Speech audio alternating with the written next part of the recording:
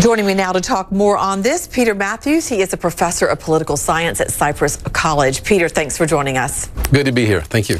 Well, let's begin with yet another sexual harassment scandal this country's hearing about. It involves accusations against Las Vegas casino mogul Steve Wynn. He has stepped down as finance manager now of the Republican National Committee, a position handpicked by President Trump for him.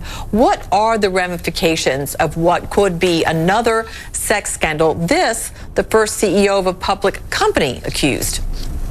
The ramifications are huge because, here's a powerful man once again taking advantage of women that worked for him or his company. And he was the head of the fundraising. I think he personally donated $100,000 to candidates. And some of those candidates are having to give the money back. So it throws a lot of disarray into the picture, not to mention the fact that the women themselves were widely suffering. And it's more of an example of powerful men taking advantage of many women who worked with or for them. So it's not good at all for the Republican National Committee, or for the women especially, and for Steve Wynn either, or for Trump himself. Of course, he categorically denies all of the accusations. There is an investigation going on with his company into what allegedly happened. So you see this in some way impacting the Republican National Committee? Absolutely. Also, the election's coming up in this November 2018, and those elections are very important because it's a chance that the Democrats have to capture the House and Senate back. And this is going to be a negative force on the Republican candidates because it's their party, it's their head of their RNC, and they've taken money from him and he raised money for them.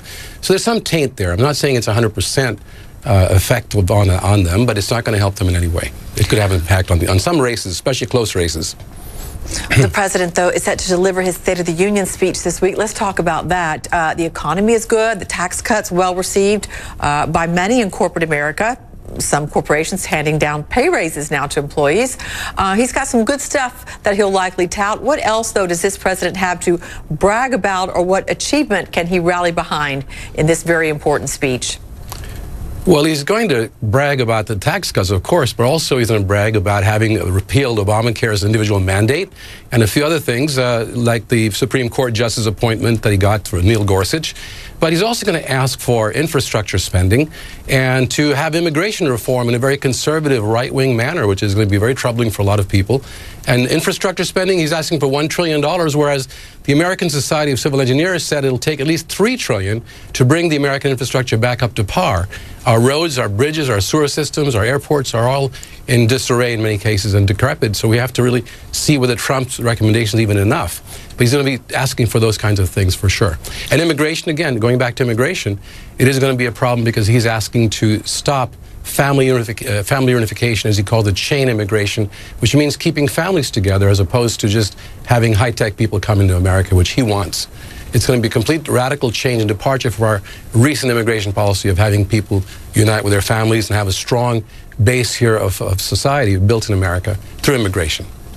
Of course, he gives his speech under the cloud of the Russia investigation that goes on amid reports that he tried to fire Mr. Mueller back this summer. As that hangs over his head, a lot rides in on this speech. We saw him stick to the speech at Davos and get good response. Do you expect he'll do the same coming up here?